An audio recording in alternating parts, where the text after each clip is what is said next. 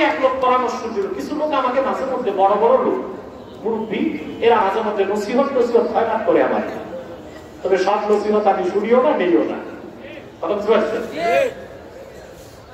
একজন আমার নসিহত করলেন, সমগ্র বাংলাদেশের মুসলমান এখন আপনার পিছিয়ে আছে। আলহামদুলিল্লাহ, মাশাআল্লাহ, লা হাওলা ওয়ালা কুওয়াতা ইল্লা বিল্লাহ। এ তো আল্লাহর রহমত, নূর নবী মুহাম্মদ সাল্লাল্লাহু আলাইহি ওয়াসাল্লামের জুতা মোবারকের সাদকা। বললেন যে আপনি এমন ভাবে চললেন যেন সবাই খুশি দেন। আমি বলেছি না, এইরকম সস্তা জনপ্রিয়তায় মানুষকে ধ্বংস করে দেয়। কোরআন সুন্নাহ ভিত্তিক যে কথা তা তো বলতেই হবে, তবে তা হবে দলিল ভিত্তিক। কে আমার পক্ষে আছে কে বিপক্ষে তা দেখা সুযোগ আমার নাই। আর এটা বললেও আল্লাহ সত্যিকার বান্দাগণ করে না, ঠিক না? সবাইকে নিয়ে কিভাবে থাকবেন? সাহাবায়ে কেরাম নিজেই তো পারেন। হযরত আলী রাদিয়াল্লাহু তাআলার সাথে যুদ্ধ করেছে খারিজিরা। কারা? ইরাকের একটা জায়গা, তার নাম হারুরা। কি নাম? সে হারুরাতে 12,000 খারিজি ছিল। তাদের সাথে হযরত আলী যুদ্ধ হয়েছে। 8,000 খারিজিকে তিনি হত্যা করতে বাধ্য হয়েছে। তিনি কি আমাদের চেয়ে বুঝতে ইসলাম? সুবহানাল্লাহ বলবেন না? ওনার চেয়ে বেশি ইসলাম বুঝার কেউ তো আত্মক জন্ম নেয় না। হযরত আলী তিনি 3 বার বুঝিয়েছেন হযরত ইবনে আব্বাসের মাধ্যমে খারিজিদেরকে, তোমাদের এই ভুল, তোমাদের এই কুফরি, তোমাদের এই শিরক, তোমরা তা প্রত্যাবর্তন করো, ঈমানের দিকে আসো। কয়বার?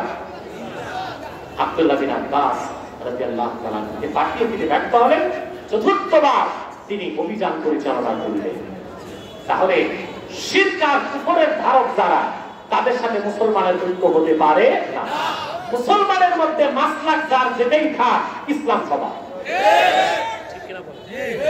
আমি না বলে যাচ্ছি বর্তমান পরিস্থিতিতে মাসলাক যার ইসলাম সবার। আমার টুপি আমি আপনাকে চাপিয়ে দেব না, আমার পছন্দ লাগে, এটা ভালো লাগে, ঠিক কিনা? কিন্তু আপনি যদি টুপি মাথায় থাকে তাতে আমার বলার কিছু নাই। অন্তত টুপিতে একটা লাগাইছে। এখন টুপি নিয়েও যদি আমি বাড়াবাড়ি করি, যার মাথায় টুপি নেই উনি খুশি হবে। আমি তো ভালো আছি, টুপি নাই। মাসলাক যার দিন ইসলাম সবার। মনে থাকবে? বলছিলাম এই হক কথা বলাকে আল্লাহ ফরজ করে দিয়েছে, তবে তা করতে হবে হিকমতের সাথে। হিকমত মানে কৌশল নাকি? পিঠ বাঁচানো, চাকরি রক্ষা, শ্রদ্ধা রক্ষা, ভক্ত ধরে রাখা, হাতিয়ার ঠিক রাখা, দুধ তলা বাড়ানো, দলিল, ডকুমেন্টস, এভিডেন্স, ঠিক কিনা বলেন? এবার আসেন, হিকমতের পঞ্চম অর্থ হলো প্রজ্ঞা, যার আরেকটা অর্থ করা যায় বিজ্ঞান। আল্লাহ কোরআনে বলেছেন ইয়াসিন ওয়াল কুরআনিল হাকীম, আই ওয়াল কুরআনি যিল হিকমা। হিকমতপূর্ণ কোরআনের কসম, কোরআন হিকমতপূর্ণ। এখানে কোন অর্থে হিকমত আসছে? হিকমতের তো 5টা অর্থ পাইলাম। মুফাসসিরগণ বলেন 5 অর্থে কোরআন হিকমত।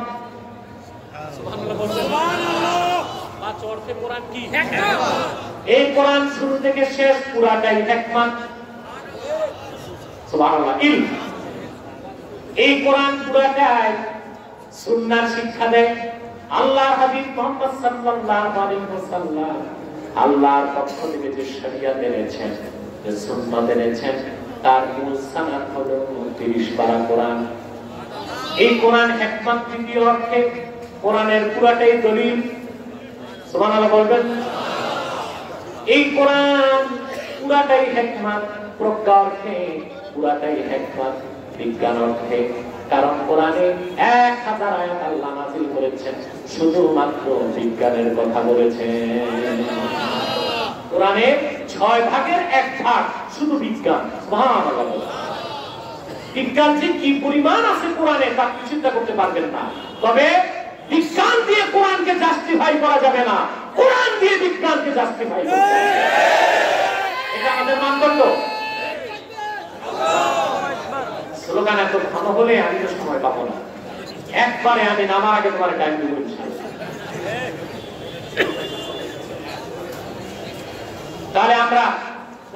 কোরআনুল হাকিমের ব্যাখ্যা বুঝতেছি? কোরআন হাকিম কোন অর্থে? দলিল অর্থে, সুন্নাহ অর্থে, সুবহানাল্লাহ, প্রজ্ঞা অর্থে, ইলম অর্থে, বিজ্ঞান অর্থে, সুবহানাল্লাহ। তবে বিজ্ঞান দিয়ে কোরআনকে জাস্টিফাই করা যাবে না, কোরআন দিয়ে বিজ্ঞানকে জাস্টিফাই করতে হবে। তার কারণ বিজ্ঞান হলো সসীম, আল্লাহর কোরআন অসীম। বিজ্ঞান কি? লিমিটেড, আনলিমিটেড, অসীম। আমরা যে বিজ্ঞান জানি ওই বিজ্ঞান এখন ওই পর্যন্ত বুঝতে পারে না। একটি লাইভ শোতে দেখছেন না, মহিলাদেরকে আল্লাহ কেন সম্পদ একটু কম দিচ্ছেন, এটা দেখছেন? সেখানে আমি বলেছি স্পষ্ট, কোরআন সুন্নাহর মত যেটা নারী পুরুষ সমান অধিকার পেতে পারে না, এটা নৈতিকতার মানদণ্ডে উত্তীর্ণ, ঠিক কিনা বলেন? যুক্তির মানদণ্ডে উত্তীর্ণ, বিজ্ঞানের মানদণ্ড উত্তীর্ণ। আমি সেই বুদ্ধিজীবীকে প্রমাণ দিয়েছি 25 biological differences between man and woman, নারী আর পুরুষে 25টা পার্থক্য আছে বায়োলজিক্যাল, 15টা পার্থক্য আছে সাইকোলজিক্যাল, আরো 15টি পার্থক্য আছে ফিজিক্যাল। যে নারী পুরুষের মধ্যে 50টির মতো পার্থক্য, সেখানে নারী পুরুষের সমান অধিকার কোন মুসলমান তো দূরে থাক, কোন সুস্থ মস্তিষ্কের মানুষ কোনদিন চাইতে পারে না।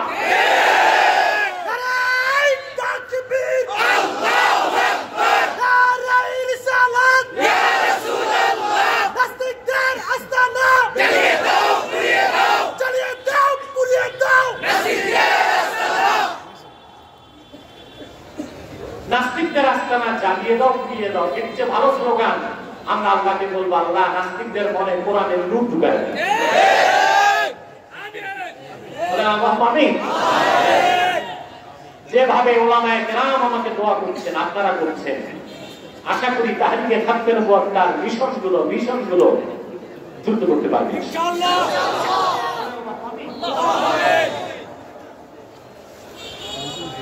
আমাকে তখন বুদ্ধিজীবী বললেন, আপনি যে বিজ্ঞানের কথা বলেছেন এটা ঠিক না, দেখছেন না? আমি বলেছি আপনি পুরান বিজ্ঞান বলছেন, আমি নতুনটা আমার কাছে ক্যামব্রিজ এবং অক্সফোর্ডের থিসিস আমি তার সামনে তুলে ধরলাম। মানে কি? বিজ্ঞানে ভুল থাকতে পারে, পুরান বিজ্ঞান এক কথা বলে, নতুন বিজ্ঞান আরেক কথা, আজকে একটা কালকে একটা, আগামী দিন আরেকটা। এটা মানুষের তৈরি, মানুষের রচিত, এটা লিমিটেড, এটা সীমিত। আর কোরআনে যা এসেছে আল্লাহর কাছ থেকে, যে মহান আল্লাহ কোনো ভুল নাই, যিনি অতীত জানেন, বর্তমান জানেন, ভবিষ্যৎ জানেন। কোরআন বিজ্ঞানের কিতাব নয়, তবে বিজ্ঞানময়। সুবহানাল্লাহ বলবেন না? ঠিক কিনা? বিজ্ঞানীরা যে জ্ঞান অর্জন করে তা সীমিত, এটা কি? আচ্ছা বলেন তো ভাই, একজন বিজ্ঞান যত বড় বিজ্ঞানী হোক, যার সৌকল্প যে বিজ্ঞানী, ওর কাছে যদি টেলিস্কোপ দেওয়া হয়, দেখো আকাশে তারকা কোনটা কোন দিকে আছে, কি দেখবেন? তার টেলিস্কোপ দিলে কি আর বায়োস্কোপ দিলে ও কিছু দেখবে না, আসল তো চোখ। আচ্ছা বলেন তো ভাই, এই চোখের ক্ষমতা কতটুকু? একজন পুরুষ প্রাপ্ত বয়স্কের চোখের দৃষ্টি যায় মাত্র 21 মাইল। কত? 21 মাইল। যদি বিপরীত দিক থেকে আলোর কোনো রিফ্লেক্স না থাকে, মাত্র দেখবে কত? অথচ একটা কিবোর্ড দেখে 3 থেকে 6 মাইল।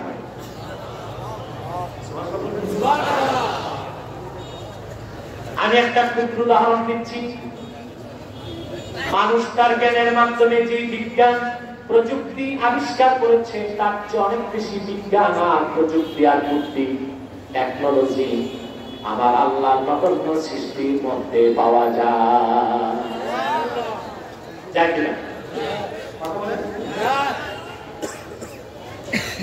শীতকালে রাশিয়ার সাইবেরিয়া থেকে অতিথি পাখি বাংলাদেশে আসে। ওদেরকে আসার জন্য বাংলাদেশ সরকার প্লেন পাঠায়। ওরা কিসে আসে? নিচে ডানা আসে কোথা থেকে? পৃথিবীর সবচেয়ে বরফ যেখানে বেশি পড়ে সাইবেরিয়া ঝঞ্ঝা বিক্ষুব্ধ অঞ্চল থেকে প্রচন্ড শীতের যন্ত্রণায় তারা খাদ্য পায় না, খাদ্যের সন্ধানে তারা ফ্লাই করে সোনার বাংলার দিকে। দেখেন তো একটি প্লেন আকাশে উঠতে কত বিজ্ঞান, কত প্রযুক্তি, আর কত পাইলট, কত ইঞ্জিনিয়ার, কত মাথা। এখন যে প্লেন গুলো বাংলাদেশে আসতেছে বড় প্লেন, ড্রিম লাইনার কয়েকটা প্লেন আসছে নতুন নতুন, এটা আমাদের গর্ব রাখে। বাংলাদেশেরও নতুন প্লেন আছে। আগে তো কোনোটার চাকা থাকতো না, কোনোটার ডানা ভাঙ্গা, শুনছি কোনো প্লেনে বৃষ্টি পানিও করতো সাপ দিয়ে। অনেক ফ্লাইট বাংলাদেশে আলহামদুলিল্লাহ বলে। এক একটি ড্রিম লাইনার প্লেনের দাম 1400 কোটি টাকা। কত? ফ্রান্স, কানাডা, লন্ডন, আমেরিকা ওরাই বানায় বেশি, বাইরের দেশগুলো পারে না। সেই ট্রেনগুলোতে কি না আছে? সব আছে, রাডার আছে, জিপিআরএস আছে। আধুনিক প্লেনগুলো সারাদিন সময় ঘুরে ঝড় তুফান হচ্ছে কিনা তার দূরবীনে দেখতে পায়। তারপর বড় ফ্লাইটগুলোতে পাইলট অন্তত 4 জন, pilot, co pilot, captain, cabin crew থাকবে অন্তত 18 থেকে 20 জন। মনে করুন প্লেনটি যাবে অস্ট্রেলিয়াতে, নির্ধারিত সময়ে ঢাকা এয়ারপোর্টের টারমাক থেকে ট্যাক্সিওয়েতে যাবে, ট্যাক্সিওয়ে থেকে রানওয়েতে যাবে। রাডার তাকে অনুমতি দেওয়ার পর এটিসি, যেটা এয়ার ট্রাফিক কন্ট্রোল, তাকে অনুমতি দিলে প্লেনটি নির্ধারিত সময়ে দৌড়াবে, টেক অফ করবে, আকাশে উঠবে। ঠিক কিনা? তারপর তাকে সর্বক্ষণ দেখতে হয় কত দ্রাঘি মানুষে আছে, কত মাইল দূরত্বে, কতটুকু উচ্চতা, সামনে ঝড় তুফানের কি অবস্থা। ঢাকা থেকে যেতে অস্ট্রেলিয়াতে প্রতিটি এয়ারপোর্টে এয়ার ট্রাফিক কন্ট্রোলের সাথে সে যোগাযোগ করে করে যেতে হয়। তারপর যদি অস্ট্রেলিয়াতে যে দেখে প্রচন্ড কুয়াশা, লো ভিজিবিলিটিতে প্লেনটা ল্যান্ড করতে পারবে না, তাকে অন্য কোথাও যেতে হবে আশেপাশে। এত বিজ্ঞান, এত প্রযুক্তি, এত আয়োজনের পর একটি প্লেন আকাশে উড়ে দেশ থেকে দেশান্তরে যায়। কিন্তু সেই শীত প্রধান সাইবেরিয়ার পাখি ক্যামব্রিজে পড়ে নাই, অক্সফোর্ডে পড়ে নাই, বিজ্ঞান শিখে নাই, প্রযুক্তি শিখে নাই, তার কাছে কোনো রাডার নাই, ক্যামেরা নাই, ওয়্যারলেস নাই, দূরবীন নাই, জিপিআরএস নাই, কিচ্ছু নাই। সে তার দেশ থেকে আল্লাহ নামে আকাশ উড়াল দেয়, হাজার হাজার মাইল পর দিন রাত পাড়ি দিয়ে সোনার বাংলায় চলে আসে। আমার দেশের মিঠা পানির মাছ খেয়ে পেটটা উদর পুষ্টি করে আবার তার দেশে ফিরে যায়, পথা ঘুরে যায় না। শতাব্দীর পর শতাব্দী চেষ্টা করে যে প্রযুক্তি হাতে নিল, আল্লাহ রাব্বুল আলামিন নগণ্য সৃষ্টি পাখির মাথায় সেই প্রযুক্তিকে সেট করে দিয়েছে। সুবহানাল্লাহ বলবেন না?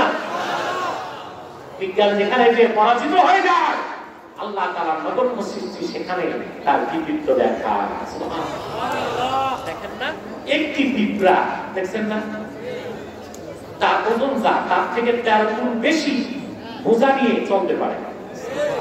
আপনার যদি ওজন হয় 2 মণ, 13 গুণ মানে 26 মণ যদি আপনার মাথায় দেন, আপনি মামলা হবেন না দায়ী হবেন? হায়াতুল হায়াওয়ান কিতাবে এসেছে একটি পিঁপড়া তার দেহের চেয়ে 13 গুণ বেশি ওজন বহন করে নিয়ে যায়।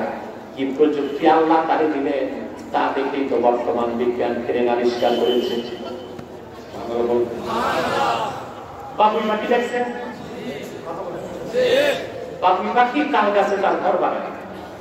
আশ্চর্যের বিষয়, এন্ট্রি ঢুকার দরজা নিচে আর এক্সিট যেটা বাইর হবে ওইটা উপরে। সারা রাত বাবুই পাখি ডিম না দেয়, ডিমও পড়ে না, সেও পড়ে না। সুবহানাল্লাহ। ঝড় তুফানে ঘরটা হ্যাঙ্গিং করে ফ্লেক্সিবল, নড়াচড়া করে ছিঁড়ে যায় না, পড়ে যায় না। এই বাবুই পাখির একটা ঘরের মতো ঘর বানাতে যদি বাংলাদেশে যত প্রযুক্তি বিশ্ববিদ্যালয় আছে, কুয়েট, চুয়েট, রুয়েট, দুয়েট, সব বিশ্ববিদ্যালয়ে ইঞ্জিনিয়ারের মাথায় এক করে দাও, বাবুই পাখি ঘরের মতো একটি ঘর বানাতে পারবে না। সে বিজ্ঞানের বাহাদুরি করবে। এই অনেক বেশি বুদ্ধি প্রযুক্তি আল্লাহ পাকের নগণ্য সৃষ্টির কাছে আছে। এই জ্ঞান যিনি দিলেন, যিনি পাঠিয়েছেন কোরআন। বিজ্ঞানের ঊর্ধ্বে কোরআন। কোরআন দিয়ে বিজ্ঞানকে জাস্টিফাই করা যাবে, বিজ্ঞান দিয়ে কোরআনকে জাস্টিফাই করা যাবে না। অসীম দিয়ে সসীমকে দেখা যায়, সসীম দিয়ে অসীমকে দেখা যায় না। কোরআন ওয়াল কোরআনুল হাকীম। এলেম পূর্ণ, দলিল পূর্ণ, প্রজ্ঞা পূর্ণ, বিজ্ঞানময় কোরআন।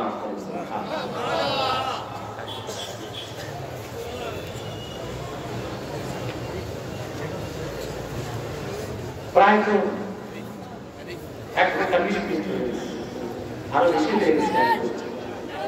এখন আমার মনে হয় আমাকে আজকে ছেড়ে দিতে হবে। আরেকটা মাহফিল আছে না, কালিদাস, কালকে জুমা, এবং আমাকে আরো অনেক কাজ থাকে। জুমার দিন ছাত্র পড়াতে হবে, এখানে থাকে অনেক কাজ থাকে। কথা বুঝতেছেন? কোরআন এর উপরে কোনো কিছু কোরআন ইয়াসিন ওয়াল কোরআনিল ইন্নাকা লামিনাল মুরসালিন। আরে ভাই, আমি বললাম ছেড়ে দিব, আপনারা উঠে গেলেন, এটা কি কাজ করলেন? আরো কিছু সময় থাকবো আমি। ওনারা সেই বসে আছে সন্ধ্যা থেকে, কোমর টোমর ধরে গেছে না। আল্লাহ পাক বলেন ইন্নাকা লামিনাল মুরসালিন, নিশ্চয় আপনি মুহাম্মদ সাল্লাল্লাহু আলাইহি ওয়াসাল্লাম আমার প্রেরিত রাসূলগণের অন্তর্ভুক্ত, বরং আপনি সর্বশ্রেষ্ঠ সর্বশেষ রাসূল ও নবী মুহাম্মদ সাল্লাল্লাহু আলাইহি ওয়াসাল্লাম। এ হলো আমি আল্লাহর সাক্ষী। সুবহানাল্লাহ বলবেন না? আল্লাহ কসম করলেন, তারপর সাক্ষী দিলেন। তারপরে আল্লাহ তাআলা বলেন আলা সিরাতিন মুস্তাকিম। আপনি আল্লাহর পক্ষ থেকে যে দিন পেয়েছেন, সেই দিন পরিপূর্ণতা করা মহান দায়িত্ব দিয়ে আপনি মুহাম্মদ সাল্লাল্লাহু আলাইহি ওয়াসাল্লামকে আমি প্রেরণ করেছি। সেই দিন ইসলাম হলো সিরাতে মুস্তাকিম, যা শুরু হলো কোরআন, শেষ হলো আল্লাহর জান্নাত। আজকে আমরা যে বার্তা নিয়ে বাড়ি যাব, তা হলো আমাদেরকে আমাদের উপকালীন কল্যাণ ও পরকালীন মুক্তির জন্য কোরআন শরীফের আশ্রয় দিতে হবে। ঠিক কিনা বলেন? কোরআন ও সুন্নাহর বাইরে কোনো কিছু আমরা মানতেও চাই না, শুনতেও চাই না। রাজি আছেন? ব্যক্তি জীবন, সমাজ জীবন, রাষ্ট্র জীবনকে পরিচালিত করতে হবে কোরআন ও সুন্নাহ দিয়ে। কোরআন সুন্নাহই সর্বশ্রেষ্ঠ, চূড়ান্ত, সর্বশেষ। ঠিক কিনা বলেন? আর কোন মতবাদ, মতাদর্শকে আমরা মানতে প্রস্তুত। রাজি আছেন? এই কথাটা আপনারা মুখে বলেন, কিন্তু বাস্তবে দেখাতে পারেন এই বাংলাদেশে। মানে সকল ক্ষেত্রে কোরআন সুন্নাহকে মানতে হবে। রাজি আছেন তো? তাহলে আমরা মুক্তি পাবো ইহকালে পরকালে। আজকে বাংলাদেশের সমস্যাগুলোর মূল কি? মূল হলো আমরা কোরআন থেকে দূরে সরে গেছি।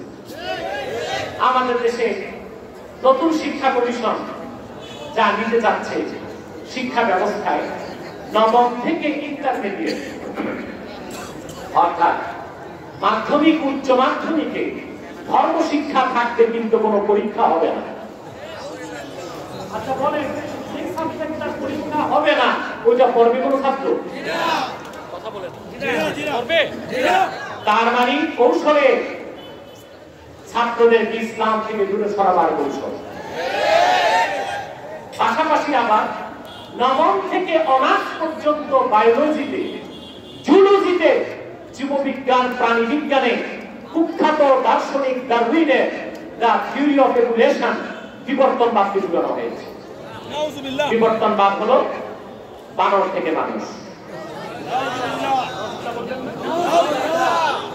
দুনিয়ার সমস্ত বিজ্ঞানী একমত, the theory of evolution is not a scientific fact.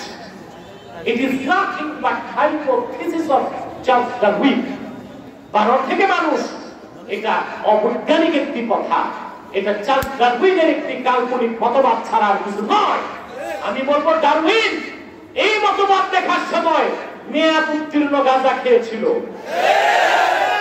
ডেটফেল গাঁজা না খাইলে এইরকম গাঁজাখুরি কথা কোনো মানুষ বলতে পারে না। আদম থেকে মানুষ নয়, আদম থেকে মানুষ। একদিকে ধর্ম শিক্ষা বাদ দেওয়া হচ্ছে, আরেকদিকে মানুষ থেকে মানুষ শেখানো হচ্ছে। তার মানে 20 বছর পর দেশে মসজিদ থাকবে, মাদ্রাসা থাকবে, মুসল্লি থাকবে না, ছাত্র থাকবে না, প্রজন্ম নাস্তিক হিসেবে গড়ে উঠবে। সেজন্য আমি বলবো, প্রাইমারি থেকে বাংলাদেশের সমাজ ব্যবস্থা, রাষ্ট্র ব্যবস্থাকে যদি সন্ত্রাস মুক্ত করতে হয়, সহিংসতা মুক্ত করতে হয়, গণধর্ষণ যদি বন্ধ করতে হয়, দুর্নীতি যদি বন্ধ করতে হয়, পরিচালিত আইনে তা সম্ভব নয়। মানুষের নৈতিকতার পরিবর্তন আনতে হবে। সেজন্য প্রাইমারি থেকে বিশ্ববিদ্যালয় পর্যন্ত প্রতিটি স্তরে কোরআন সুন্নাহ শিক্ষাকে বাধ্যতামূলক করতে হবে।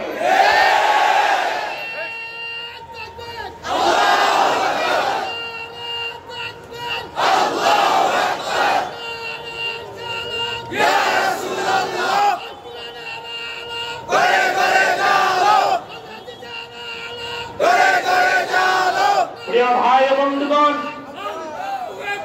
ভাই বন্ধুগণ, মনে রেখো, ঐক্যবদ্ধ হওয়ার সময় এসেছে। যদি ঐক্যবদ্ধ হতে না পারো, ইতিহাস থেকে সবক নাও। স্পেনে যে পরিণতি হয়েছে, ফিলিপাইনে যে পরিণতি হয়েছে, ফিলিস্তিনে যে পরিণতি হয়েছে, সোনার বাংলা সেই ধ্বংসের দিকে চলে যাবে। যদি রক্ষা করতে হয়, সকল ধরনের মুসলমান ঐক্যবদ্ধ হতে হবে, কোরআনের রাজকে কায়েম করার শপথ দিতে হবে।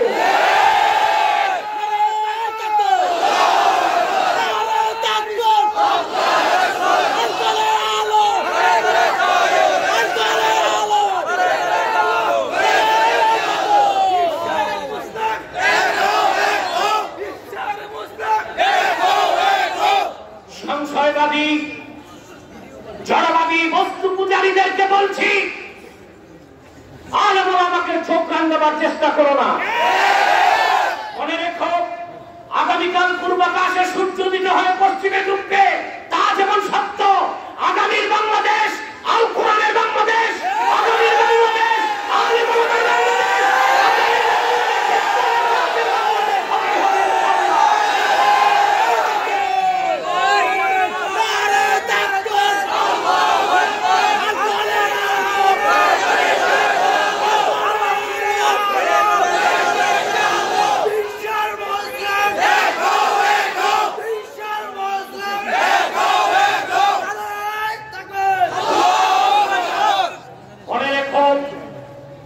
মুসলমান, সুস্পষ্ট ভাবে তোমাদের মনে রাখতেই হবে, বাংলাদেশকে ইসলাম শূন্য করার চক্রান্ত বরদাস্ত করা হবে না।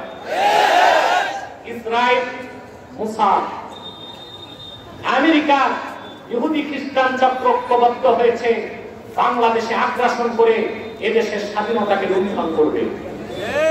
কারণ যেভাবেই হোক বাংলাদেশ উন্নত হচ্ছে, এই উন্নয়ন দেখে ইসলামের শত্রুদের চোখে কাঁটা দিতে যাচ্ছে। আমাদের শত্রু আমাদের পাশে। যারা বাংলাদেশের মানুষকে পানিতে মারতে চায়, বাংলাদেশের নিরীহ মানুষকে কাঁটাতারের বেড়া অতিক্রম করার আগে গুলি করে হত্যা করে, তাই আমাদের সবচেয়ে বড় শত্রু হয়ে দাঁড়িয়ে আছে। ইসলাম মুক্ত বাংলাদেশ হোক।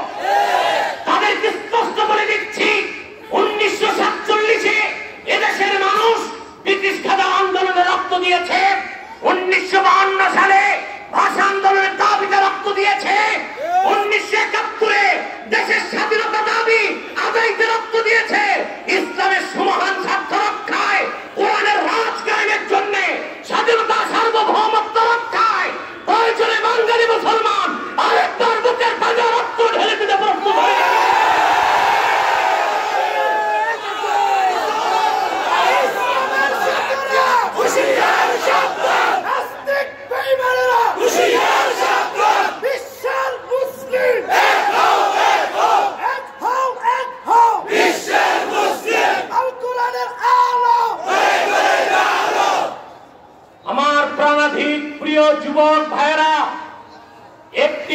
দিয়ে তোমাদেরকে সমাপ্তির দিকে চলে যাব। 3 দিন ব্যাপী এই আবেদপুর মাহফিল, আজকের এই জনসমুদ্র থেকে শপথ দিচ্ছি আমরা আল্লাহর কোরআন নিয়ে বেঁচে থাকতে চাই, আল্লাহর কোরআন নিয়ে মরতে চাই, আল্লাহর কোরআন বুকে নিয়ে আল্লাহর কাছে দাঁড়াতে চাই। এই কোরআনের চেয়ে উপরে কিছু নাই। মহাসত্যের চূড়ান্ত মানদণ্ডে উত্তীর্ণ একমাত্র কোরআন ও সুন্নাহ। আল্লাহ যেন মঞ্জুর করেন। বলুন আল্লাহুম্মা আমিন। সাদাকাল্লাহুল আযীম ওয়া সাদাকা রাসূলুহুন নবিয়্যুল কারীম ওয়া নাহনু আলা যালিকা মিনাশ শাহিদিন ওয়াশ শাকিরিন। আলহামদুলিল্লাহি রাব্বিল আলামিন।